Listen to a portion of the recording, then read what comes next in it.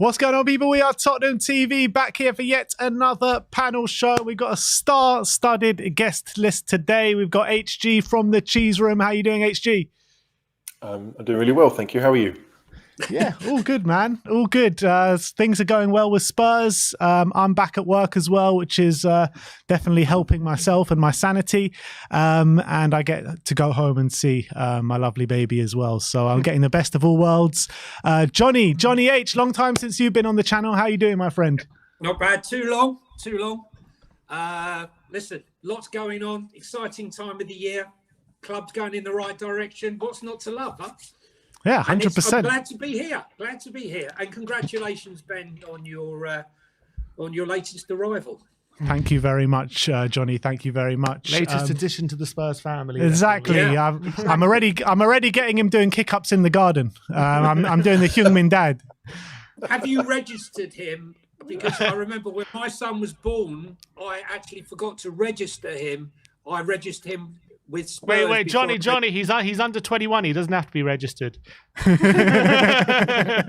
good. Look, let's get into it. We've got a lot to talk about today. We'll start off with the game on the weekend against Manchester United. Obviously, a 2-2 draw at Old Trafford.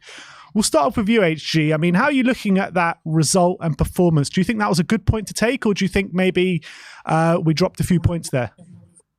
I think based on the performance in the game, considering how well we seem to play compared to Man United, it feels like 2 drop points. It really does. I understand it's Old Trafford. We don't win there very often, but forget the ground for a second. If you play that well against a team, any team in the Premier League, you need to win those games. I get that it's not a defeat. It's another away point, a place we lost last season. It's all progress, but there were 3 there for us, and I think we should have got them. Yeah, I completely agree with that. I mean, at the end of the game, I was a bit disappointed because Man U are coming into it in the form that they're coming into it.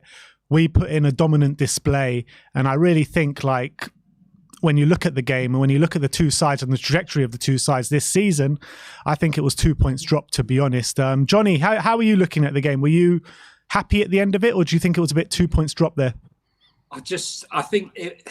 I was quite conflicted throughout the whole game, to be truthful with you, because, when I saw Kulu missing and I saw a midfield of Oliver Skip and Højbjerg and a sort of 70% fit Bentancur, I did fear the worst, I have to be honest. And when Højlund put the ball in the back of the net, I did worry, I've got to be honest. I think there was lots to take away that were positive. I thought our resilience, to be honest with you, has been fantastic this season. That's our 3rd draw away, 2-2 at Arsenal, 3-3 at Man City, 2-2 here. The City game and this Man City and the Man United game, both games missing key individuals. And I think, yes, I'm disappointed because yes, we could have and should have won it in the second half with our domination. But there again, we do have that vulnerability with McTominay sort of header near the end, which could have lost it for us, like we did sort of West Ham and Villa. So I am conflicted. I think, if we take it on balance, we have to be happy with a 2-2 with the team we put out. But yes, we could have done better. Sim, your take?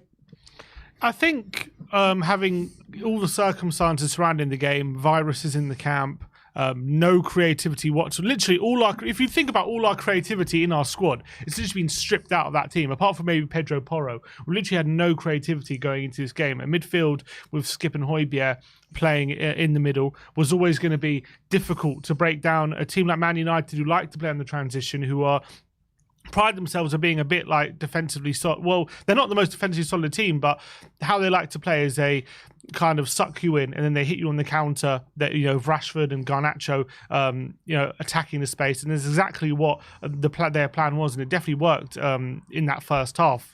Hitting us in those channels where the space was. Before the game, I predicted that this game probably in a weird way came a week too early for us because Romero and Van de Ven literally just coming back from injury, especially Romero only having a couple of training sessions. Werner Literally just getting off the plane from Germany, having a couple of training sessions as well for him. Plus, there was a virus in the camp going into it. I felt like if this game was a week later, we would be in a much stronger position. But I predicted Man United were probably catching us on a good day for them, because of all those factors. And I think that probably bore out in the game. I think the fact that we went behind twice, we didn't crumble, we continued to play the football that Ange Postecoglou has trained us to play all season, and the fact that we dominated the game as we did, we controlled the game as we did, even without those players that I mentioned. We still were able to create chances, we hit them back, we reacted to going behind both times really, really well. And that was really positive. And I think when you're looking at it from an objective point of view, in terms of where we are like in the season and in Ange's project, the fact that we've shown we can come back in these big away grounds, not get overawed by the occasion, and continue to play the football that we want to play. I think that's definitely an overall positive. I think there's definitely more positives than negatives going into this game. The fact that Richarlison kept in his winning run together, the fact that Bentancur got 90 minutes and got on the score sheet as well. These are all very positive things. But I think HG is absolutely spot on in the fact that there was definitely 3 points for us there. Man United never really looked... I know they had that chance to end the game. They never really looked like winning the game. If anyone was going to win it, I think Spurs were the ones in the ascendancy. And the frustrating thing is, with all the possession that we had, we just lacked a bit of incisiveness, a bit of... We didn't really create too many clear-cut opportunities, apart from maybe the goals we scored. That was a frustrating thing. I don't remember too many chances where I'm looking back and thinking we should be scoring there, or that was a gilt-edged opportunity, apart from maybe the Werner chance he missed in the first half. But I think overall I'm happy. Yeah, Romero hit the bar from set pieces. Yeah, maybe we could have capitalised from set pieces a bit more. Porro's delivery was insane that day. I mean, every single corner was on the money, wasn't it? It was, and he's got unbelievable delivery. I think he's shown that the whole season. I think it was a good performance. I think definitely is a twinge of disappointment that we didn't go on and win 3 points, but a point away from home against Man United. Look, they beat Villa recently at their stadium. So you can never take it for granted that going to Man United is going to be an easy game. But 100%, this is one of the poorer Man United teams we've faced in recent years. So there has to be a bit of disappointment we didn't win. But I think in the context of our season, it's probably a good point. Yeah, I'm not... Go on, HG. This is the thing. Like, we all talked about our midfield and how relatively weak it was because we didn't have anyone else.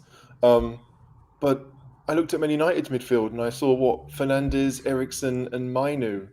And I looked at that and thought, well, our three are better. Even with Skip almost being a pressing machine as the 10, it felt like in the first half, I expected us to kind of dominate the game. The goals were more disappointing because these are half chances. They're barely chances, and they're putting them away.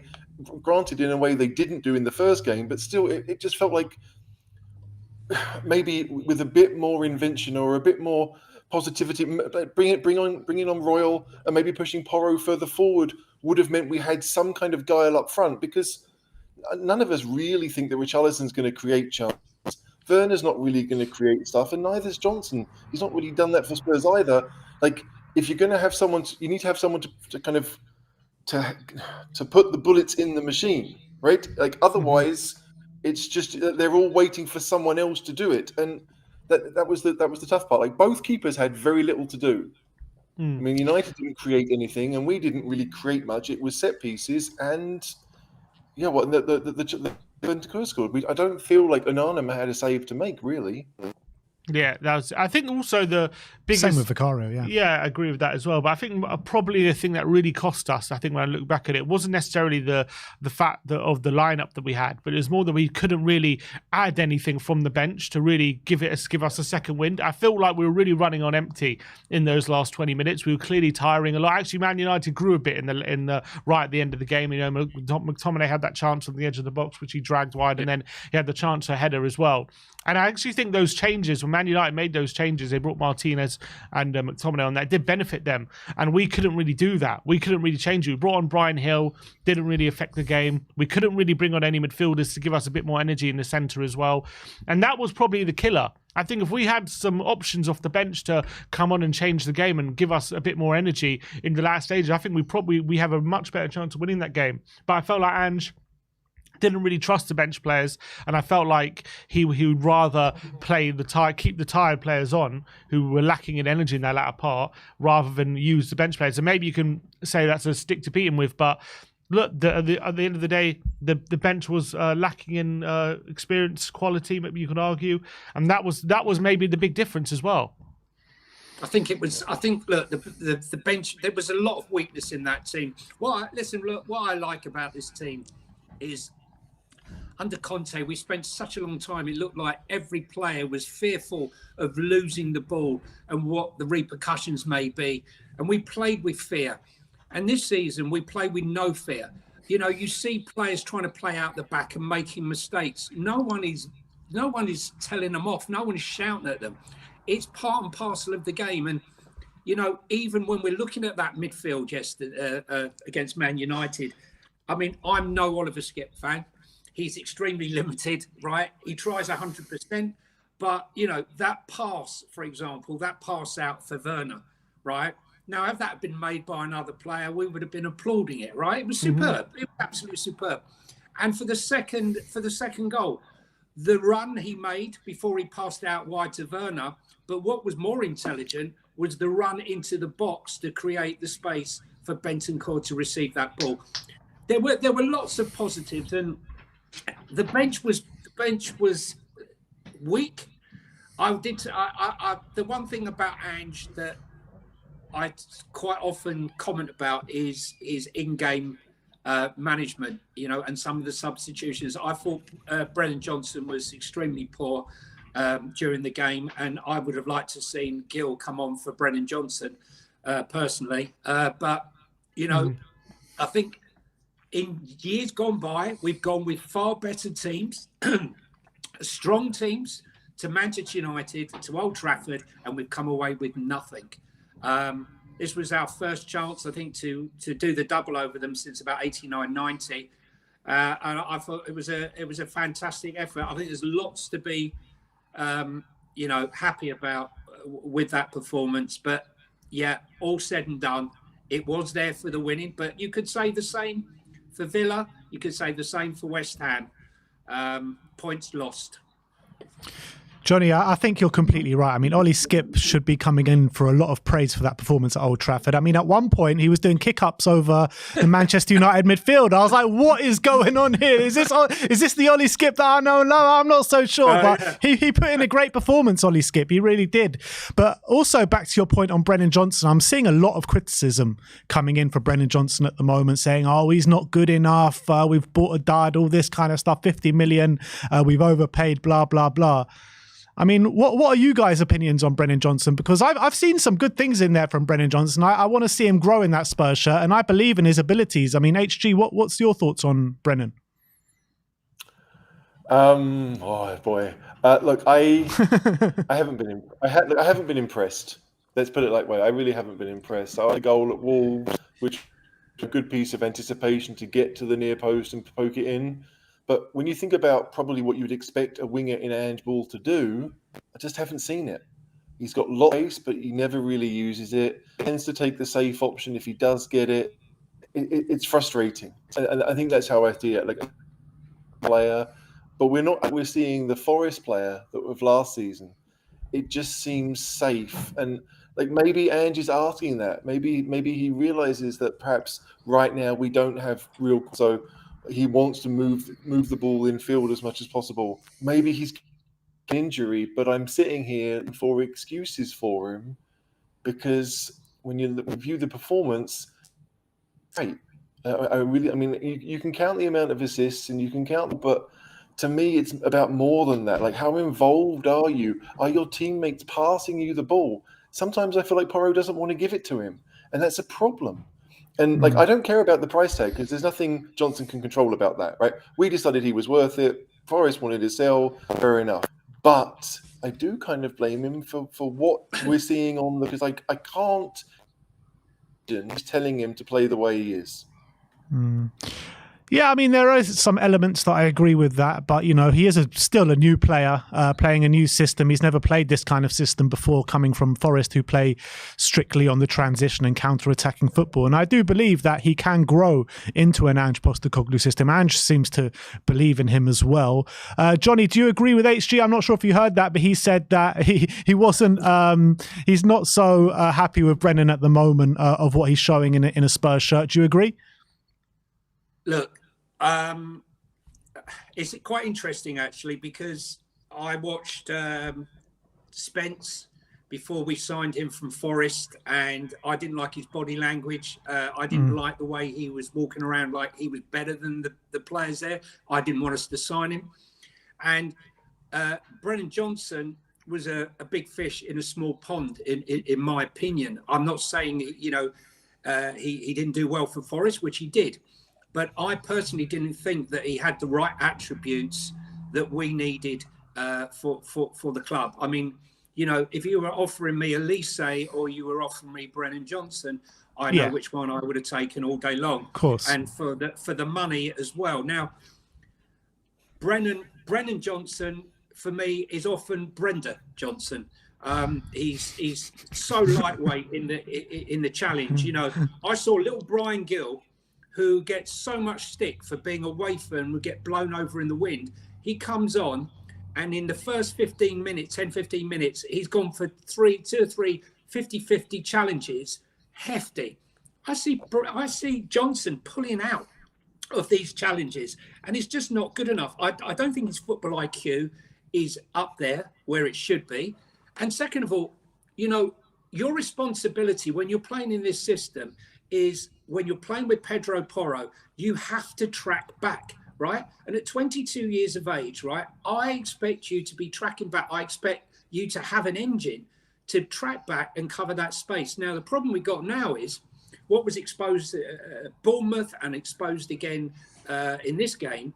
When you're not tracking back, the space you're leaving behind for the team to exploit is vast. And, you know, Skip had a really good game, but he's not Papa Sarr. Papa Sarr is intelligent enough to cover that space, to give Porro that cover. Johnson, for me, look, he's got age on his side and he's got pace on his side. You can't teach pace.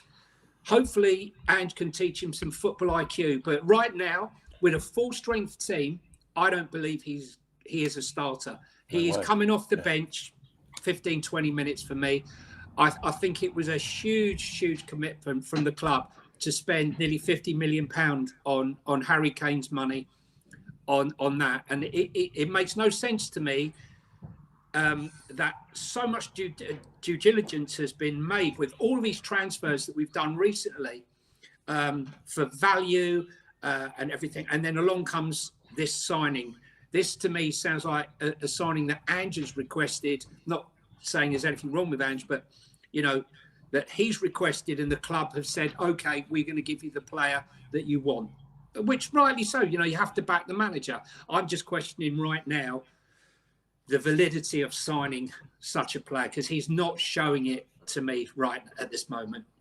I mean, I think, like Ben said, those crosses, my God, 2 of those crosses. Yeah, it was awful. Horrendous. It was awful. I think that was his worst performance in a Spurs shirt, that game against United. Horrendous. Well, hang on. What about Brighton? I mean, I had to go down to Brighton and endure that. I mean, he was shocking at Brighton. Shocking. Yeah, luckily I didn't make the trip to Brighton. HG, what are you about to say? No, the fact is, I mean, it is clearly an Ange signing. I'm pretty certain Ange wanted him at Celtic when he first took over there, and he hadn't even done anything for Forest at that point. So I've no doubt, or at least I expect him to get better at whatever he's being asked to do. But yeah, right now with all the injuries, that's why he's playing every game. But, you know, we talk about he's only young. That's very true. He's 5 weeks older than Van der Ven. Van der Ven's come in pretty much the same time of the season, come in straight into the team and looks as if he belongs. And so, like, you know, what 1 year in the Bundesliga versus 1 year in the Premier League, the attitude seems to be different. And I like, is it a mentality thing? Is it an attitude thing? Like, is Van der Ven come here to know he's going to be the man and wants to be the man? And has Johnson come in thinking, you know what, I probably won't play every game. I can kind of relax a little bit. And he's been forced to play every game because of the injuries and everything. And it just feels as if something isn't right there, and it's sad because like we've seen players come good over time, right? So it's not as if he's a terrible player. It's not as if he won't become maybe what Spurs fans want him to be, but right now we just haven't seen it, and that to me is the problem. Yeah, and that we have seen glimpses. You know, he had those assists for Richarlison were very effective. It showed an ability to play accurate low crosses exactly where Richarlison wanted it, and feed the strikers. I remember that assist for Sonny in the Chelsea game, which was slightly offside, was a really good pass as well. Like I think his tally at the moment is 5 assists and a goal so far this season. I mean, it's not terrible. I mean, I know he's 22, and I know he's not a teenager, but he is still very young. He is still very raw, and it was always going to be a bit of a project. It was never a signing I expected to come in and hit the ground running straight away. Maybe he hasn't shown as much as I hoped he'd shown in terms of quality in the final third. I think definitely some of his decision making and some of his crossing has been really, really poor. But I do think we've also seen some really good things. I remember against Newcastle in that game, he absolutely ran their left back ragged that game and hit the post twice, and he was getting in goal-scoring positions. He was looking really effective. I think we have seen some good things that showed to me he could be a really good right winger. I just think it's going to be a bit of a process with him. He's still very young.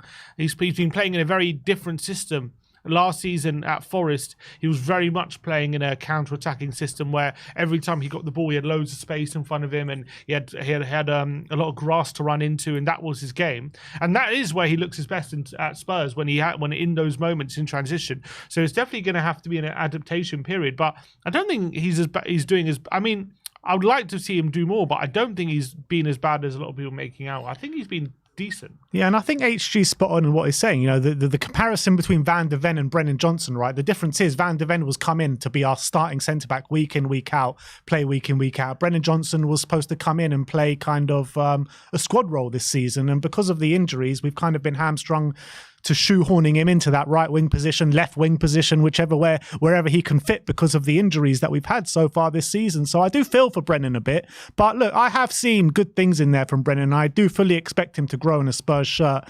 But look, let's move on. Though, Ben? Is really, are we really saying that spending £47 million is a project? I mean, for me, I'm sorry, I have to disagree, because I believe you spend 20 million and 18 million on a project to develop a player, bring them through, stick them on the bench, bring them through and develop them. I'm all for that. And I think, when you look at Don Fabio's, signings, a lot of them are exactly that. But £47 million on this player, listen, nobody hopes that he fails, okay? We've been through it. Look at Richarlison. I was telling everybody Richarlison's carrying an injury. No one's interested because he wasn't performing. He didn't run properly. He didn't hold the ball up properly. His first touch was awful. Suddenly, he's finally had this operation. And now we got a guy who's performing, scored more goals than any player in the Premier League since the beginning of December. And he's turned his whole game around. And we hope the same for Brennan Johnson, right? We hope the same. But to call it, a project, he's meant to sit on the bench. I'm sorry, we should be spending that sort of money on a player who's going to come straight into the team and is going to add. The way, Johnny... Just to finish, just bearing in mind that you're talking about spending 47 million. It's the cost of Papasar, Destiny Udogie and Vicario combined. Yeah, I get that. But, he comes with that English tax as well, which we desperately needed at the time. Homegrown.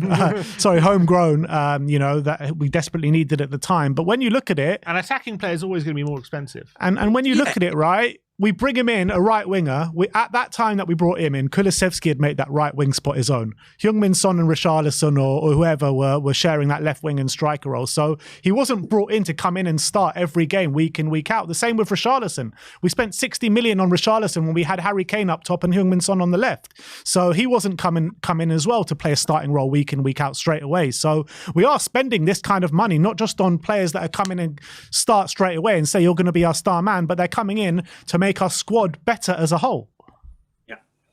Yeah. I mean, listen, I can't deny that. I think, Richarlison as Brazil's starting centre forward in the World Cup is rather more further developed than Brennan Johnson. But I hear your point. I hear your point. I think when you did we overpay for Brendan potentially, but I think we're looking at a very young forward who's had one season in the Premier League. He is homegrown. He was, Nottingham Forest academy product who they absolutely love. They loved him there. He was one of their main attackers. One of the reasons they stayed up last season. So he was worth a lot to the setting club. So if we really wanted him, we were going to have to overpay. And look, that we have been criticised in the past for wanting a player but not wanting to pay the price of the setting club, and now we did it, and now we're getting criticised for overpaying. And was it an overpayment? I probably was. I do agree it probably was an overpayment for the player that he was in the market, but if you want a homegrown player signing from a fellow Premier League team, there's always going to be a hike up in the price, and that's just the reality. And we decided to pay it, and I'm willing to be a bit patient. I'm not just going to look at the price and write him off after 6 months. Where even in the 6 months, it's not even been that bad. I just think it was an overpayment, but I'm willing to be a bit patient with it, and I think he's doing okay. It was a terrible performance against United. I'm not going to deny that. I'm not going to sit here and say he was great, but I have seen enough from him in his time at Spurs so far to suggest we do have a decent player here, a good player. I should say. Let's be real. Richarlison's first year has been a lot worse than Brendan Johnson's first 6 months. 100%. But we saw the other day, Brentford offered between 30 and 35 million, and that was accepted by Forest, and we ended up paying 47. So no one can accuse Daniel of lowballing. We'll get on to Daniel. We'll get on to Daniel Levy soon. Go on, HG. Yeah. This is why the price tag, like I understand as a club, the price tag is important because we do have limited funds in some way. We still spend a lot of money on players, so it's not as if we're poor, but every bit that we spend on someone else means we can't go and buy probably the left winger that we're going to need, right? Because at some point we're going to need to buy better attackers. I do think that's probably the next stage of the development.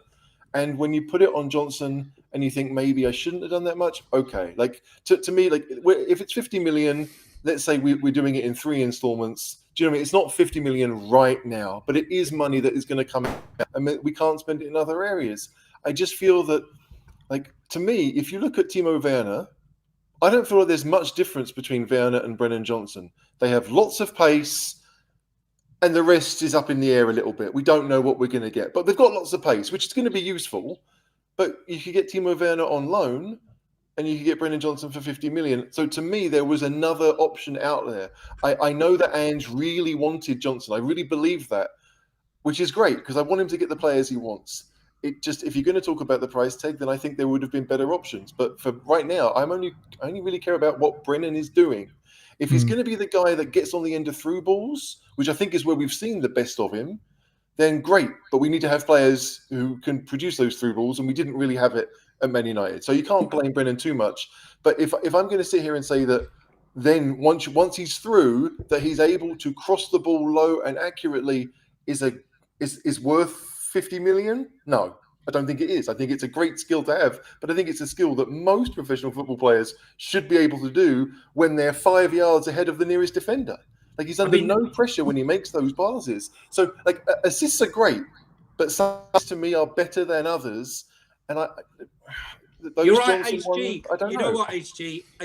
At the Brighton game, the player that comes in for so much criticism, Højbjerg, put in 2 beautiful balls over the top for Brennan Johnson. Clear. He was clear. And he did nothing with either of them. These are basics, right? I don't expect him to score every game.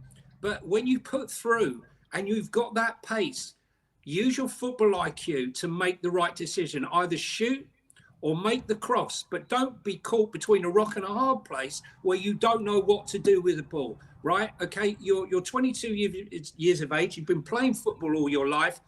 You should have that basic decision-making, sewn up, in my opinion. Not everything should be correct, but those basics that you mentioned should be better. Nobody's expecting Gareth Bale Mark II. Correct. Right? Even though he's Welsh and a winger. No one's expecting him to come in and be the best player in the team. 100%. Yeah. But what he's offered, like, we probably could have got that from Soonsup Bell, if I'm honest. Like, he doesn't have the pace that Johnson has. But it's just... It's tough, because everyone will say that I'm slagging him off, and I don't feel like I really am. I want him to be better, but I would say that about any player who I feel is not doing what they can. He's got this electric pace, and he never takes players on. Like, Yeah. even if it was a simple, I'm going to kick the ball 20 yards ahead and see if I get there. Brilliant. You might win a corner. You'll do something. But if you're just going to pass it back to Porro or inside to whoever, I could do that. Sorry. But there's the difference, HG, between Timo Werner and Johnson, and I think that's the reason he signed him. Werner's football IQ is so much greater than what we've got up front, and that includes Richarlison. And I think what you'll find is, forget this first game. I mean, all these people giving him a hard time. He's had 17 minutes football in 2.5 months. Can you imagine any of our players having 17 minutes football in 2.5 months and then getting roasted for missing a chance? But I think what you'll find is you won't find him checking back like Johnson does. He will drive into that space, or he'll drive across the pitch to enable others to utilise the space. And maybe, just maybe, time with Werner will give Johnson some guidance as to how to utilise that pace. And I think that does bring us nicely onto the next point, which is if Werner did impress or not in the first game against Man United. I mean, I did see some good things in there. I also saw a few frustrating things in there from Werner, which I think is probably expected, like you said, Johnny, that he hasn't played 17 minutes of football all season or something like that, which is crazy. But I think he's got the attributes that can thrive in this system, definitely under Ange Postecoglou, using his pace. We just need to be able to find his finishing boots or his shooting boots on, because we saw at Chelsea he was clowned upon week in, week out for missing easy chances. Hasn't really been able to get a foothold in that Leipzig team when he did return.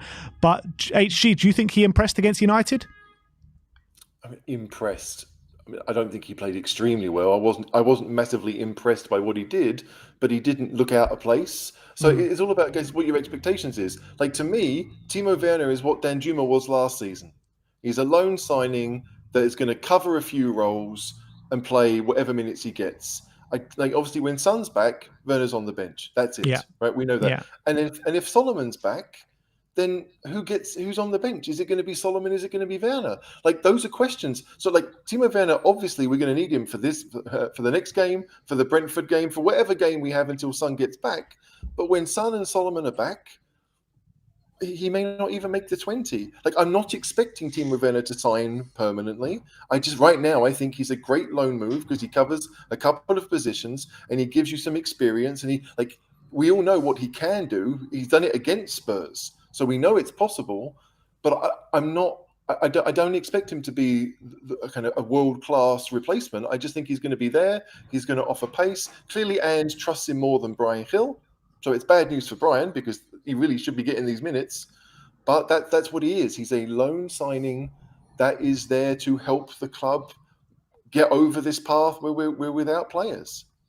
But with what he has shown previously in his career before he joined Chelsea, scoring 28 goals in a Bundesliga season, 2 years before that, scoring over 20 goals in a Bundesliga season, do you not think that this could be a really astute signing by Tottenham? And if he does, show anywhere, even like 50% of what he showed in the Bundesliga first time round, we will go on and sign him. At the price that the loan is, what is it, 17 million euros? Yeah. I mean, it's not much, is it? 15 million quid probably. For someone with his experience, bearing in mind that we're paying 25 for projects or 50 for projects, then 17 million euros is next to nothing, and it's probably a worthwhile signing. But again, which role in the squad is he taking at this point? Would he be above Solomon? Would he be behind Solomon? Like, is he just getting Brian Gill's minutes? Like Perisic? Do you know what I mean? I don't really know. Like, it's a lovely place to be where you can sign an experienced player and have him be player 22, 23 in your squad. Because that's, to me, what he would be. I mean, I'm excited that it could be more because those Leipzig teams, when he was there, were very good. But at that point, it was a front two. And his pace would take him in, and a lot of his finishes were kind of instinctive or first-time ones, which could suit Ange Ball if the cross comes in from the other side. But it's kind of similar to what Johnny said earlier. Like, if I give him a situation where he's clean through and he has to think about it, then I get nervous. Like the chance he had against Man United, I'm sitting here thinking, go on your right foot. Because he's not left-footed. I didn't expect him to find the bottom corner with his left foot. So play to your strengths. Like Rashford does it the other end. We all know that he's more right-footed than left. So try to make the effort, try to make the space and get the shot away. those are the things that concern me a little bit. He's got decent pedigree, but right now he's still that Dan Juma signing. I don't really think he's going to. Well, right now I don't think he's more than that. Sorry, go on. I was just going to say, like, in terms of the minutes that he's going to get, I see him ahead of Brian Hill. I see him ahead of Manor Solomon even. I see him as, level, maybe not level, but, behind Heung-min Son on the left-hand side, where if Heung-min Son goes into the strike force, he'll go ahead of Richarlison even on the left-hand side, in my opinion. So I like Werner, and I think he can bring a lot to this football team, but I think I'm just uber positive at the moment because of the way Spurs are going and Ange Postecoglou's going, and maybe because of my circumstances in life anyway. But Johnny, go on, what were you about to say? I know, I was just saying, look, I think it's a fantastic deal. I think it's such an astute signing. We've swapped Eric Dyer, Harry Kane's golf caddy, for Werner. It covers the cost, the $4 million. This is a German international, right? Okay, yes, he's lost his way. The guy's 27. The way everyone's talking, you think he was 31 years of age. I spoke to a lot of Chelsea fans over the weekend, and I was expecting, you've signed a dud, he was useless. Absolutely not. It was the complete opposite. I was shocked. We loved Werner. Yeah, no, he didn't score a lot of goals in the Premier League, but what he did, his pace created space for others to score goals. He brought everything to the team. He was really liked to the club. The fans really liked him. Yes, he didn't finish his dinner. But Nagelsmann, the football he played under Nagelsmann is as near as to what Ange is going to do, the progressive football and the pace. And you look at the amount of space Spurs create, I think he's going to be an astute signing. And quite honestly, 17 million. What can you sign? A German international with that money for 17 million euros? If it goes wrong, you've lost nothing, right? It's true. The £50 million signings where they go wrong, you've got an issue with. And the other thing I really want to pull up here is that too many fans are focused on he's never going to make the first 11. Why would you sign him? This isn't an 11 game anymore. It is a squad game, right? It is your depth of squad. So many times we've had, we got a good 11, but we don't have, as soon as we've got an injury, we're in trouble. And, if you want to be in Europe and if you want to compete at European level or cup level and in the league, you need strength in depth. And, I think he adds fantastic strength and depth. And I think if he shows any, morsel of the form that he showed in Germany, that we should do everything we can to sign him. Because right now, when you look at the available strikers and attackers in Europe at the moment, most clubs are desperately searching. Man United, Chelsea, Arsenal, all desperately searching for a striker. We should keep him because we probably will need him because unless you're going to come out with big money for Ivan Toney, we're probably the only ones right now who can afford him without breaking our FFP. But no, I'm all for him. And I think, let's judge him after he's had a few sessions, because I'm not going to judge a guy who's had 17 minutes. How do you assess his debut, Johnny, in terms of what you saw for those 65 minutes or so? Look, the assist was okay. The snatch shot was Chelsea all over again. It was, we could say all these things, right? Without any doubt. But I can't. He would not have started that game had we had fit players. Let's be honest. He would have come off the bench, just like Dragusin. He would have got minutes. He probably got 10, 15 minutes. Said himself he's had 2 sessions. And Ange was, pointed that out. Don't expect too much. Let's wait and see. And he seemed very happy about the signing. And so am I. And so am I. Yeah, I think under the circumstances, it was a decent debut. I think I've seen players in Werner's position come in with very little training sessions, very little minutes, and be anonymous and just not be involved in the game and let the game pass them by. And I don't think Werner did that. He was getting on the ball. He was trying to make things happen. I didn't see too much of him driving at players, but he was definitely attacking the space well. And obviously, I thought the assist, look, you can say it's a simple assist, but what he had to do was he had to cut inside Diego Dallo. He had to wait for the right moment to play it to Bentancur when he was running into the space. He had to use his patience after it was a pretty poor pass from Ollie Skip. He had to make the most out of that. And I think that's going to be his role when it comes to this season. It was very interesting to hear him speak. I don't know if you saw the interview he gave after the game. And, you know, when you look back at what Chelsea thought they were signing, they expected to be signing a goal scorer, right? He's off the back of scoring, you know, nearly 100 goals in, you know, 200 games or something for Leipzig. And they thought they were signing a player who's going to be a massive goal threat. He's going to be a goal scorer. And that was what he was going to bring to Chelsea. But Werner said in his interview after the game that my role at Tottenham is going to be creating space for other players, going to be getting assists. And he said, you know, now I'm 27. When I was a younger player, he said, I used to judge myself really harshly on how many goals I scored and getting those goals and assists up and all those things. He said, now I'm 27. I really understand the value I can bring tactically, not just with goals and assists, but other elements of my game and creating space for other players and using my pace for the benefit of the team, not just the benefit of myself. And that was really interesting to hear, because looking at Werner and his goal scoring record, which is actually pretty good over his career, you would have thought he's going to come here and think and his aim would be, I want to get my goal scoring touch back, right? That would have been what you thought he would be coming here to do. And yet that's not what he's saying. He's saying, Ange has brought me here to use my pace for the benefit of the team and to maybe get more assists for my teammates, to maybe open up the space more for the team. And yes, part of my job is still to get goals, and I will be trying to do that. But that's not going to be my main job. And I did think that was really interesting to hear. And to be honest, I think that's what we saw at Old Trafford. I think that is how he was using his pace. And I did a video about him before we signed him, and in the video I was looking at some of the underlying metrics of what he's been good at consistently throughout his career. Because if you look at his shooting metrics, all that kind of stuff, that has fluctuated throughout his career. Some seasons it's been really good, some seasons it's been not so good. And his shooting's been off.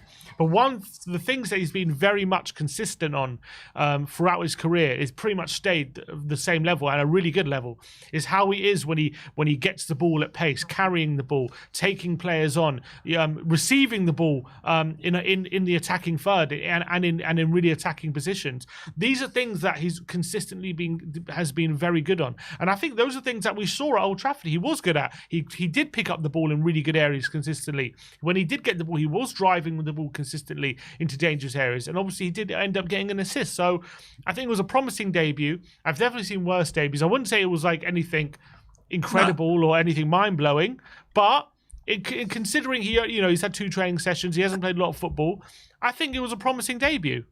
That's what I would say. Yeah. And I'm very hopeful for what he can show. And I think that when you're looking at the game against Man City next week, when they play a very high line, we're going to be missing Sonny. We're going to have to utilise that pace of Brennan Johnson and Timo Werner in behind, and it could be a really good tool to our armoury.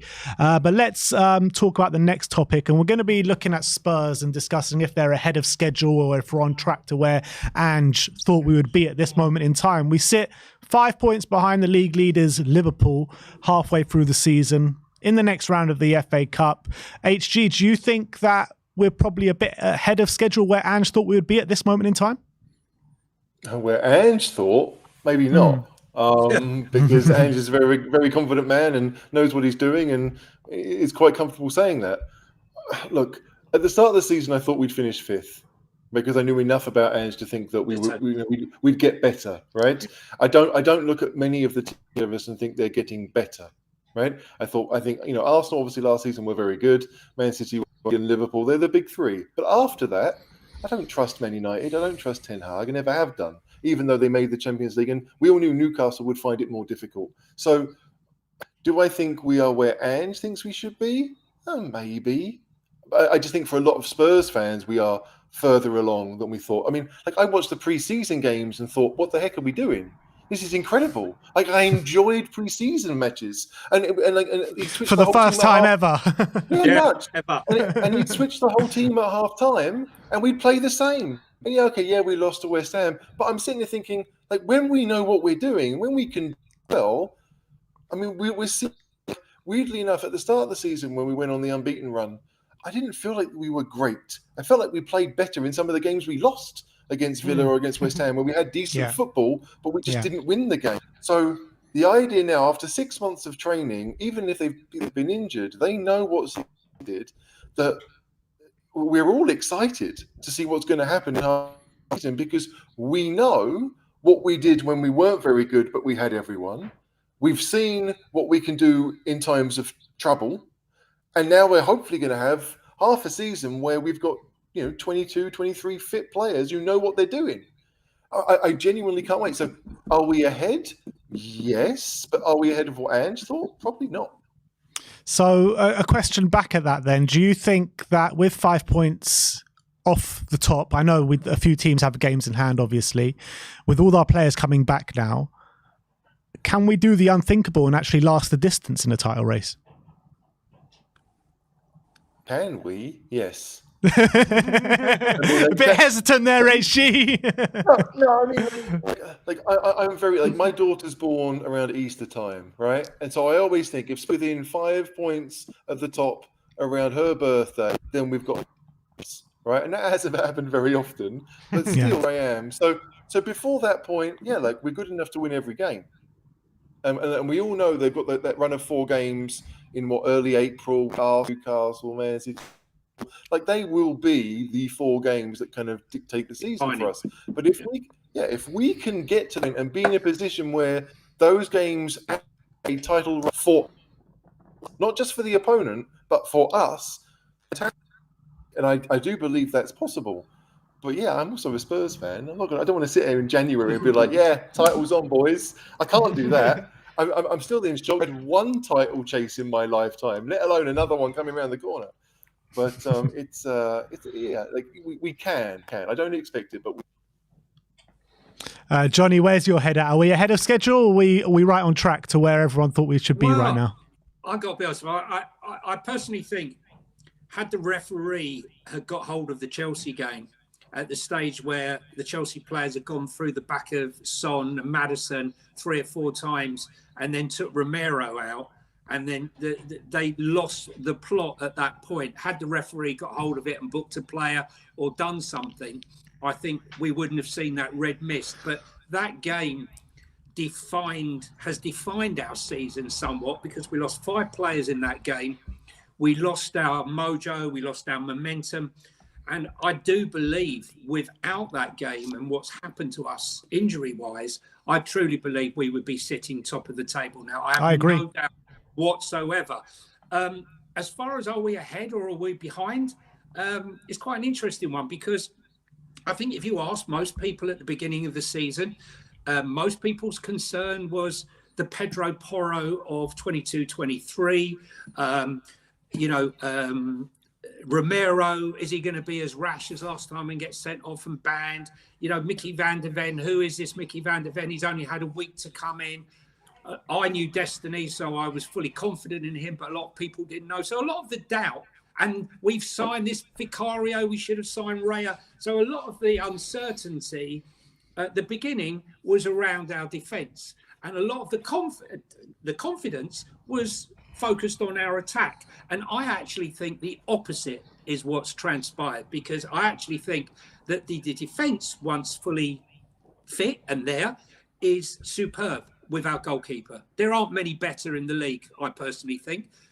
Whereas our attack, if you've watched Ange's games from his other teams, I don't believe we're fluid. I don't think there's that fluidity to our gameplay at all at the moment, which is quite incredible when you look at the fact that we've scored 33 goals from open play, joint with Liverpool. I think Arsenal are back at 20. And we are saying that we aren't flowing yet. How exciting is that? I mean, really, how exciting is that? Because, This is us at half mast. This is us not with a full team. You know, we've seen better teams on paper, names on the paper over the years at Tottenham team, but we haven't seen this exciting football, you know, even being played with substandard, well, subpar to top level players that are in the system. So I would say we are ahead and we are behind.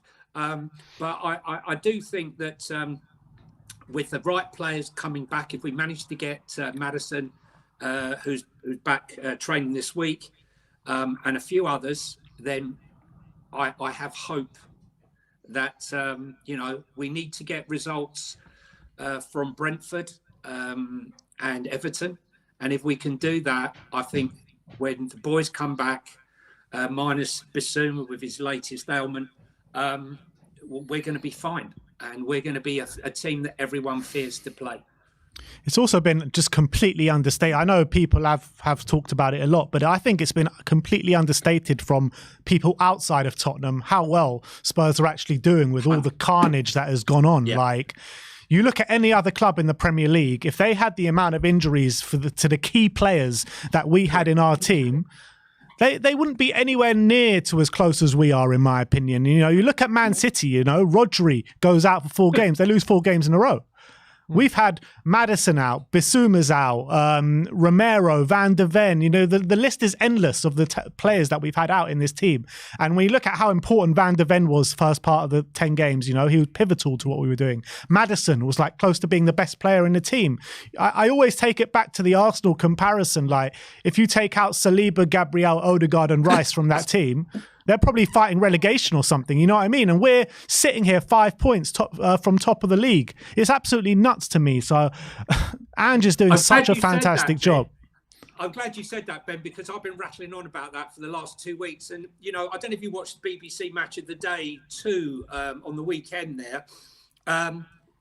Spurs just had this great performance. What do they focus on? Man United. They were focusing on Man United going wrong. And it took Ian Wright, to turn around and say, Spurs got 12 players missing, right? It took a former Arsenal player to put that point across, and I totally agree with you, Ben. Not enough is being made about it in the press and on TV about a situation that we've overcome. But, and like, go on, HG. Sorry. If this is what the press do, I mean, they're going to focus on the negatives. Overcoming negatives is important. If the other team don't have negatives, then we can talk about Spurs. But Man United are Man United, right? They'll get like that. I read the 16 conclusions on Football 365, and I think 13 of them were to do with Man United. So I understand, but I quite like that under the radar stuff. If they only talk about Spurs when they feel like it, and there are other things to talk about, fantastic. If we can get to Easter time and just be there or thereabouts, everyone thinks deep down Spurs are going to bottle it at some point because of the, so we can just kind of get on with things. Like, we can stay 3-5 points behind. My concern is that we won't win every game, and we might have to do that to be in that position. But I don't mind so much that they can focus on other teams, because great. Like, we know what we're good at. Everybody else thinks that Spurs were lucky in the first bit. They haven't really known what we're going through, and fine, that's great. They'll care if Spurs, but owning negativity, it just doesn't sell. Like, negativity is what, sadly. Yeah, absolutely. Yeah, Sim? I think we're well ahead of schedule, to be honest, in terms of how, I think even Ange has admitted, like, he's been so impressed by how the players have taken to his system so quickly. And I don't think he even expected the football to be, like he said, even in pre-season, like, he couldn't believe already he started to see the players really implementing what he was trying to put forward to them so quickly. And you already saw in pre-season, even though we had a few, I think we lost to West Ham, we had a few losses, but even in those games, you could see the football was already being implemented. We saw like signs of it. And I remember sitting here with you watching that West Ham game. We lost the game, but we were sitting here buzzing because of the way we were playing our football. Yeah, because we were playing so well. And even Ange said in the first 10 games, we're obviously getting great results, but he's like, I don't even think we're even touched the surface of what we can do going forward. Yeah, I think we're doing well. We're getting results defensively, but like going forward, we haven't even scratched the surface of how fluid we can be. And I think we've definitely improved that since even with the injuries, the fluidity of the team has really gone up a notch. But I think the way he's got us playing, regardless of who he puts on the pitch at this point, we're still playing a great football. We're still giving teams a game. You know, we went to the Etihad with Davis and Emerson centre back and came away with a 3-3 draw and played some really good football, sticking in games. No, I think the great thing as well, not only do we play good football, we're showing character. We're showing that when we're not allowing goals against us to affect how we play and affect the mood of the team. We're not letting our heads drop. These are things that usually take a lot of time to instill in a football team, this mentality,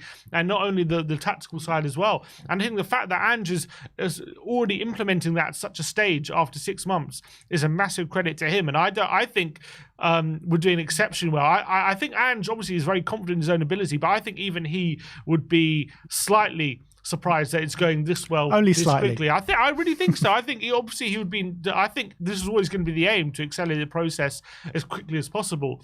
But I don't think he would have expected us to be this high up the pitch, this high up the league table, at this stage of the season. And I think he'll be looking at it at this point thinking there's no reason why we can't push on and have a better second half of the season than we had the first because of the players coming back. And I'm thinking about it as well.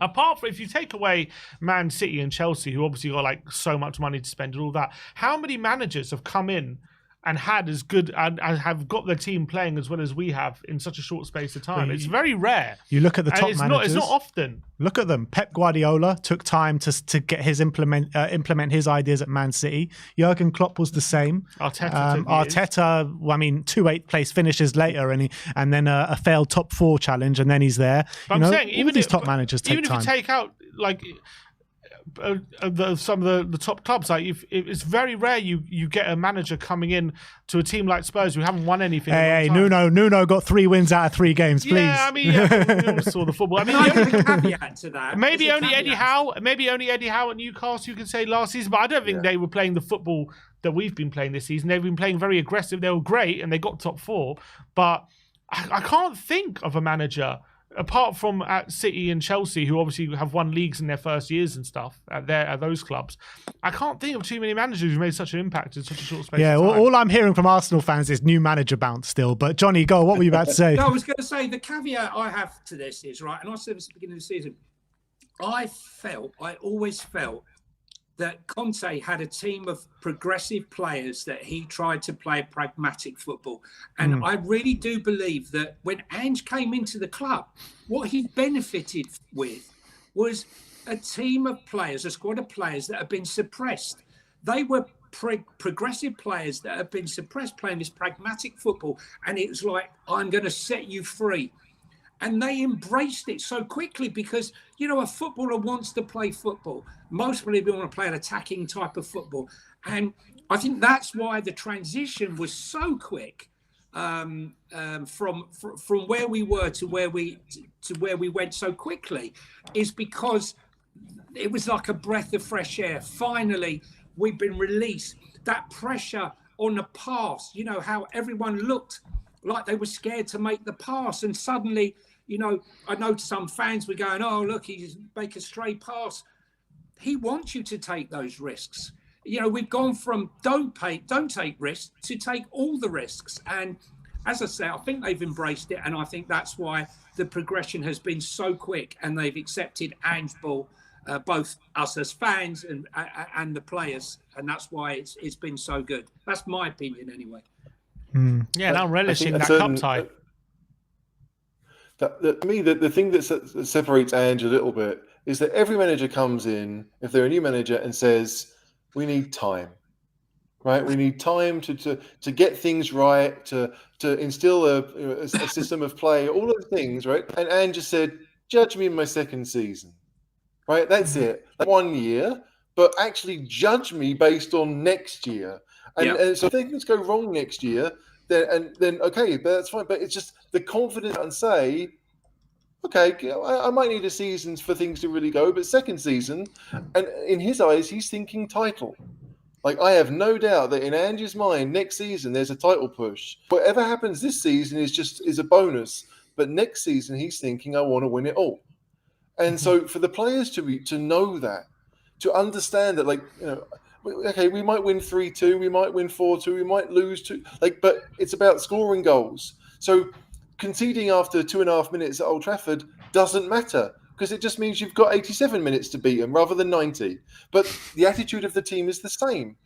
And it's so refreshing, and none of us can really understand it because it is different to how everyone else operates. Like, Jurgen Klopp had massive success in Germany. Pep obviously had Messi and had massive success wherever he's gone. But none of them came out and said, you know, first year we're going to be rubbish, or like, you know, second year we'll see what happens. For Ange to come in, knowing full well he's going to lose his best player, and still be like, judge me in my second season. Who? You can't help but love the man. Absolutely spot on. But look, let's finish the panel on this interesting topic. We've all had our own opinions on the chairman, Daniel Levy. With everything going on in the Premier League right now, the landscape is absolutely nuts, with Everton having 2 charges. Nottingham Forest got a charge against them. Man City, 115 impending charges going against them. Got Villa and Newcastle. Villa and Newcastle on the cusp of FFP as well, both coming out saying they need to sell before they buy. A lot of criticism Daniel Levy has faced over the number of years, the way he's managed this football club. I'm going to start with you on this one, Johnny. I know you're a bit opinionated on Daniel Levy. Does Levy deserve a lot more credit than what he's had over the last couple of years from Spurs fans? It's interesting because I did a tweet yesterday, which I knew would provoke a bit of a response, when I said that Spurs are the only team to have bought a player in this transfer window. Okay. It's probably the quietest transfer window in memory, a January transfer window. I think we're 17 days in and we're the only team that have bought a player and spent money. And that's because everyone's walking, not everyone, but the vast majority are walking the FFP tightrope. Now, Daniel Levy has gone on endlessly for the last 2.5, 3 years about the FFP, and we're moving towards FFP. And myself as a fan, I didn't want to hear the story. I wanted to see the money spent and the squad invested into. But he spoke about the infrastructure. Our investment in the infrastructure will give us the income and give us the latitude to spend more money with FFP. Didn't believe much of it. And not that I didn't believe what he was saying, but would they actually follow through and give the point deduction? And it seems like they have. Now, if they follow it through, and I believe they certainly should. Look, all the teams knew what the rules were. They all signed up to them. You've broken the rules. I'm sorry, I don't want to hear all the whinging and the whining. You broke the rules. It is what it is. You've got your points deduction. Suck it up. Wolves sold all those players to meet FFP requirements. Right? What is the point? Just well, you got a lawyer in and you bypassed it. Not interested. They need to be fined. They need to lose the points. It is what it is, and then everyone has to comply. Other teams are walking the tightrope. Newcastle, Villa, Chelsea. I believe Arsenal must be near, because I mean the amount of money that they were spending when they weren't even in Europe. You know, they're not going to announce it, but they were warned by the European organisation about their spending a year ago. And then they went and spent 200 million. I believe we are in very good position. And I'm hoping that, unlike the Brendan Johnson deal, where we paid 47 million, where Brentford only offered 35, that we should now potentially be in a situation where we can take advantage of our ability to spend some money, whether it's a loan with an option to buy in the summer, because the accounts are due the 31st of December. It's a rolling 3-year contract, a rolling 3-year loss of 105 million, 35 a year, that we could take advantage of that, where other clubs are struggling. We don't need to sell to buy right now. And I'd like to see us, whether it's at Forest or, you know, at Wolves or wherever we are, that we can take advantage. Personally, I'd love to see Gallagher at the club. I know a lot of people really don't want that. I think he's a really versatile player that was perfect for handball. But I think you have to give Daniel Levy some credit, right? I'm not a Daniel Levy fan, but this will not undo 23 years of his nonsense and his, misunderstanding of fans and misreading the situation through various things, through COVID, fan ticket prices, and all the rest of it. It won't undo that, but this could be something where his prudence puts us in a very good position moving forward over the next couple of years. HG, I'm not sure what your opinion on Daniel Levy was before this question, but do you think that Daniel Levy is kind of being shown in an amazing light now with the kind of landscape of everything? There have always been reasons to appreciate what Levy has done, and there have always been reasons to look at him and think, what the heck are you doing? Yeah. You don't know football, right? Yeah. So, and you know what? That's not changed. I don't think he knows football. And to his credit, I feel like he knows that too, right? He's managed the best. He tries the best for Spurs. He pay people in who will come and do what he can't do, right? So, like, as much as I can sit here and say it would have been lovely to sign a player 10 years ago when we were going for a title, like, I understand that the way he wanted to run the club was we weren't going to do that. I may disagree with it, but the fact that everything's kind of come home to roost, yeah, that will help Spurs. Of course it will. I don't want extra credit for things he's been doing all the time. The credit has been there from day one. I think he reckoned and we went out and a load of money on on Dean Richards, and like we were spending money we didn't really have at that point. Huge percentage of what we were bringing in on these players, and it was getting us nowhere.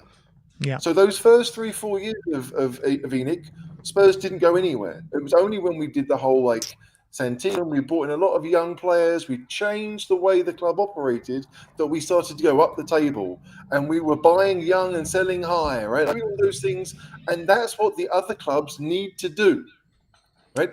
The problem now is that it's difficult to sell high. Buy low and sell high. It doesn't happen anymore. Like Newcastle going out and buying people from Leicester, and they're buying people for 40 million from Lyon. Like, they're not trying to build in the way that Spurs did. They're trying to they're not allowed. The rules say they do that. So I understand the frustration, but Spurs really build everything organically.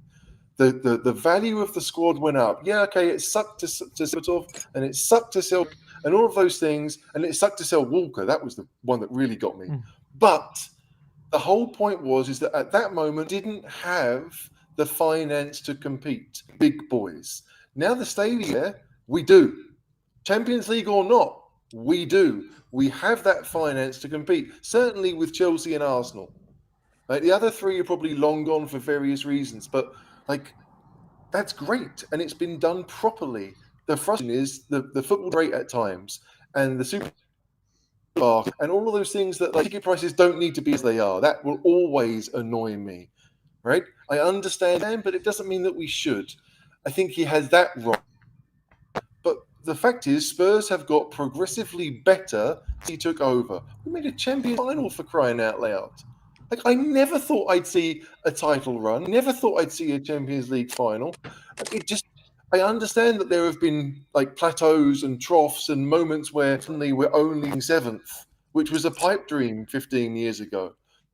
It's just, I get it. I'm great things are turning around, that the FFP that we've always by now getting teams who basically want a shortcut to where we are. That's what they want to do. But do I think that Levy deserves credit for doing that? Yes and no, right? Because he did it because it helped the value of the club rather than the value of the football team or success of the football team. So I'm conflicted. I love Levy for what he's done. I think he's done some really great things. I think he's done some awful things. But the fact that other teams are penalised, I don't think that gives any credit. Apart from, we're not brilliant, but it's, I don't know. It's more as mistakes by other clubs rather than think to say, yes, you did well getting us to win. Because to me, anyway, it's not based on a few days. The way I look at it is like, since the sacking of Pochettino and the signings that we did make under Pochettino, that's a side point. But I'm going to go from Pochettino till present day. I just feel like every decision that he made and the club made from that point till maybe bringing in Paratici to the club has just been completely wrong. It's put us backwards so many years, held us back, and I won't forget that. In a short time, and I feel like these last 5 years or however long has been a complete waste of time. We went from Pochettino to Mourinho to Nuno to Conte, when all of those managers were the complete wrong fit for this football club, no matter what the fans thought. The caliber of the player being brought in under Jose Mourinho was completely wrong as well. But you got to say, since Paratici has come in till present day now, things have gone on a complete upward trajectory. We've brought in the right manager now. The right caliber of player is coming through, and we sit in a very handsome position in terms of FFP compared to the rest of the league. So you got to give him credit for that. But I don't think it undoes the work or the wrong decisions that he has done in that period of time. But I think what it does say is that fans that maybe were speaking out against Levy, like myself, maybe have to rethink your position on Levy, because right now, we're in one of the best positions in the league in terms of FFP, in terms of where we're going as a football club. In my opinion, if we do keep bringing in these same caliber of players, by the end of the summer window, we should be in a space where the squad is in the right space to really go and challenge that league title. And you got to give credit to Daniel Levy for bringing in the right people and putting us on that trajectory. Sim. Yeah, and I completely agree with that, and when it's not only about transfer spend. If the difference between us and like teams like Villa and Newcastle, who are struggling to comply with FFP at the moment, and they're saying if they want to buy players, they're going to have to sell some of their top players if they want to really push on. The reason for that is not because they spent more money than us in previous years. It's not. If you actually look at the transfer spend over the last 3 years between Newcastle, Spurs and Villa, it's actually very similar in terms of what we've got in and what we've got out, because Villa sold Grealish, but they spend a lot of money, similar to us selling Kane, but also spending. The difference is how we've structured the club. The difference is the stadium. The difference is the money we're bringing in. I'm just reading a report for the last financial year. Our revenue could be pushing 500 million for the last financial year. That dwarfs what Newcastle and Villa are kind of bringing in terms of their kind of revenues. So when you're looking at the difference between us and those clubs, it is Levy. He is the difference when it comes to why we're in such a good position. So I think when you're looking at that aspect, the reason, I think in terms of FFP, I think we can spend if we wanted to. I'm not going to, but if we wanted to, we could spend a couple $100 million, because we're in such a great financial position because of how Levy has run the club from a financial aspect. But was he also the difference of why we were held back for so many years? Was he the difference? Why? Yeah, you could also argue that. You could also argue that. I'm not 100%, and that's also a great point, and that's also why we're not in this position of after 23 years of his ownership with only one trophy in the bank, because when we had opportunities to maybe put a bit more risk, I'm not saying we do a Leeds and completely overspend what you have, but there were opportunities where he could have pushed the boat a bit, maybe made a bit less profit than we should have. Still made a profit, but made a bit less and got a player over the line, and we didn't, and it ended up hurting us over the long term. And obviously, you can never. That's never going to be a situation you can take back. That's how he decided to run the club, and that ultimately did cost us over a long period of time. But we are sitting here now in 2024, now with these financial regulations being enforced and teams being hit with point deductions, and teams like who we are competing with, teams who basically want to be in our position, like Villa and Newcastle, who want to be in that big six, right? And they can't because they're not in the financial position to do so, to push on. Yeah, we're in a position where we can continue to spend the money. We are going to continue to reinvest in the team and reinforce our position because of how the club is structured. And I think that does deserve credit. And I think those are things that maybe it's not sexy to give credit to. And it's not like, you want to give credit to chairman because they've put you in success on the football pitch and they've won you loads of trophies. But I think in the long term, that will benefit us. And I think that does. And this stadium, it shits money. This stadium, we've got these Beyonce, all these concerts. It's going to bring in so much money, which these clubs aren't going to have. And these are things which, in the short term, when that happens, when we're finishing 8th and there's a Beyonce concert the next day, and people are going to be upset because, where's that money coming into the football side of things? Are you reinvesting that money? But now we're sitting here in a year's time where these things are being clamped down on, and all of a sudden you're thinking, what a great position we are. We don't need to sell to buy if we wanted to. We can spend. And are these other clubs we are competing with, they're in even Arsenal are not as good position financially. But the important thing is we need to take advantage of that. Yeah. It means nothing if we don't take advantage of it. So he deserves credit to put us in a position where we can take advantage, but I want to see us taking advantage. And just to add to the point about Levy, though, one thing as well he deserves credit with is the big criticism, we had about him was he had too much control of the footballing side. He was too much involved in that element. But now, since Paratici and now Johan Lange coming in, Scott Munn is making a bit of a difference as well. And he's brought in Ange Postecoglou, a manager we all want. We've seen in the recent transfer window, we made early moves, which we never really done before. There does seem to be evidence of things changing on the footballing side. It's only taken 23 years, Sim. It's only taken 23 years. It's taken a long time. and mate, you're well within your right to say, I can never forget or forgive those 23 years, and I'm always going to hold that against him, and that's fair enough. And you can you can hold that position. But all I'm going to say is I'm looking at what we're doing on the footballing side as well, and there are tangible changes I'm seeing on the footballing side, which are making a big difference as well. And I think that has to be also taken into account. So all I wanted from Levy when I was very critical of him was, he needs to make sure that you're concentrating on the pitch, how we're doing on the pitch on the footballing side. I always felt we were much more focused on the financial aspect of the football club, and we weren't fully focused on getting the footballing side being the priority. But now the financials are in order, and there are tangible changes happening on the footballing side in terms of what we want to be as a football club on the footballing side, and getting the recruitment right and spending the money if we need to. So right now, I think he does deserve credit for not just financially, but things changing on the footballing side. No, but we need to complete. But I agree, it doesn't mean anything unless we fully take advantage of all these things. Go on, Johnny. No, I was just going to say, we were all complaining. Why hasn't he sold the naming rights, right, to the stadium? Okay, this is us. Well within FFP without the stadium rights.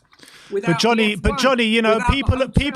Johnny, just before you go on, people will get annoyed about not selling the name for the stadium rights, but then getting annoyed with all these extra other revenue streams that he's bringing in. Well, listen, look, I have gone on about this for a long, long time, okay? The genius of Daniel Levy was restructuring that debt with the Bank of America at 2.5%, right, over 25 years. People play that down. That is huge, because right now, if he hadn't restructured that debt, he had the foresight to think about the long term, not the short term. And that debt right now, we would be buried under that debt. Just like many, many clubs have got short-term debt, Barcelona and other clubs throughout Europe who are struggling with debt repayments due to the high interest rates. Why hasn't he? I'll tell you what's changed. Because the brand Tottenham Hotspur, the Tottenham Hotspur Stadium, is going worldwide right now. You see it, I hear people talking about it. So it's creating a revenue stream and an interest on its own without selling the naming rights as yet. So, I think there is a bigger plan here. They're not stupid. They know exactly what's going on. I expect, look, we've got no European football this year. Okay, we don't have the naming rights. We don't have the F1, and the hotel's not been built yet. I think there's extra revenue streams that are coming in. I think other clubs will be looking on us enviously at how we've gone about it. And it only matters to the fans and to me as well about how we perform on the pitch.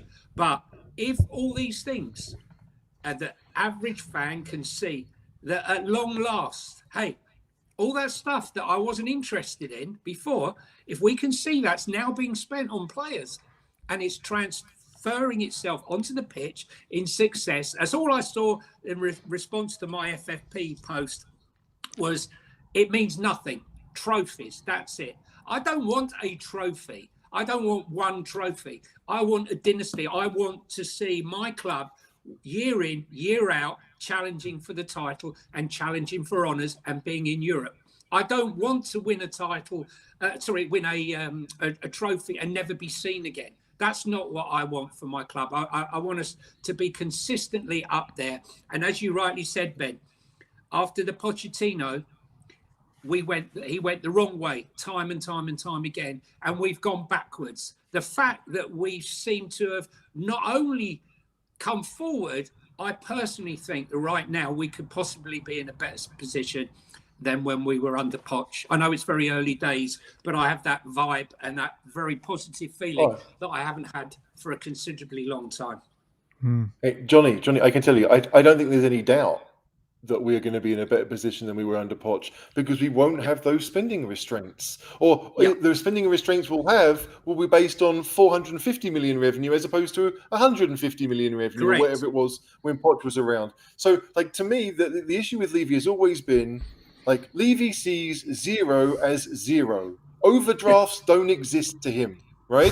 Zero is zero. And for the other clubs, 105 years has their zero. Have used whatever they've been given to try and improve things, and annoyed that it's stuck at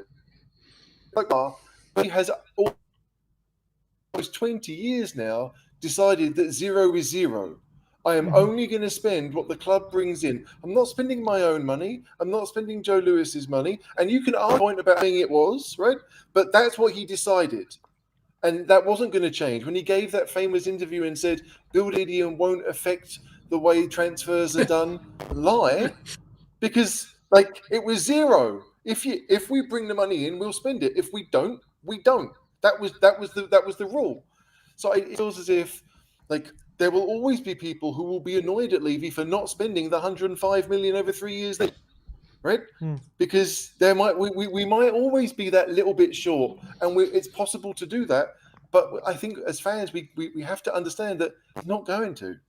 Like, zero will be zero. Whatever we bring in is whatever we spend. If we sell up, that money is available. If we're a concert, that money is available. End up with a permanent NFL team based at Spurs, which I do think is possible. That revenue will come and be used on players. It will be used on transfer fees. And then it's up to us how we, because we've spent it well since Paratici took over, and we spent it badly in the 3 years before that. And we're still doing it. Like Dombele, Lo Celso, Sessegnon, they've all got 18 months left. But when they are gone off the wage bill, again, we trust Paratici now to spend it. But it's just, Levy will never be the person who uses that, whatever the FFP buffer is, he's never going to use it. If they up it, which there are rumours they will, he's still not going to use it. Because but to they him, don't seem to it's get a it, business HG. and he wants to... Yeah, I was just saying the fans don't seem to get the fact that these outside events are paying off the repayment debt. Yeah. And that allows us all the money that we bring in from football to be spent on football. If we didn't have this outside event and we just had a football stadium, all of the money that we have would just be trying to repay the debt, and we would be going nowhere. We would be in a complete and utter mess. And right now we are in a position where the stadium debt is being taken care of itself by the events that are in it, and the football income is going back into the football. But people don't see that. What they see is, why isn't all the money from the extra events going into the football club? It is, but not in the way that you see it. All right, guys. Well, I think that brings a nice end to the panel. I don't think we've ever had such a positive discussion on this channel about Levy, probably ever, to be honest. It won't But happen again. I think that he definitely does deserve his props. But for me, I'm not going to turn into a Daniel Levy fan until I see this progression over a number of years from now, and I start seeing trophies in that cabinet at the Tottenham Hotspur Stadium. But I want to thank you guys for coming on today. Thank you, everyone in the chat as well, for joining in today. HG, where can the people find you, my friend? Right, so I'm on the Cheese Room podcast. Actually, I'm not on the pod, but they have a pod after every game that's audio and it's available in all those good places where you listen to podcasts. I do the YouTube stuff, which are right now are usually Mondays and Fridays. Obviously, next Friday, I think we've got the Man City game, so it'll be a kind of instant reaction like most channels do. But generally speaking, we have a before the game and we have an after the game, and we talk about Spurs. And you can find us on YouTube and all those good, lovely places. Brilliant. Well, go and give the Cheese Room a big subscribe. Johnny, I think people can find you in various places over the internet, but where do you want to direct people today? You can find me on Twitter on JohnnyH3232, where they do spaces and what have you, and my tweets. But on YouTube, you can find me with Brian Daigle on Tottenham on Tour, where we do anger management. I'm not sure he's going to be happy with this Levy chat today. No, he's definitely not. But listen, I said to him, I have to mention it because, one swallow doesn't make a summer, right? And, you can't undo 23 years with one thing that you've got right. I'm sorry. True. Well, three things, Paratici, and this, but no, one swallow doesn't make a summer. So you can find me on Tottenham on Tour with anger management. Our next one will be after the Man City game. We go the day after, and Brian and I dissect the game, which is very popular. And also you can find me with Brian often on Tottenham on Tour with Cockerel Doodle Doo. And thank you very much, guys, for having me back on here. It's been a pleasure. Yeah, hopefully we'll get you back on soon. Once again, big thank you to everyone. We'll see you all very soon. Let us know your thoughts on everything discussed in the comment section below. Like, subscribe and comment. And as always, come on you Spurs.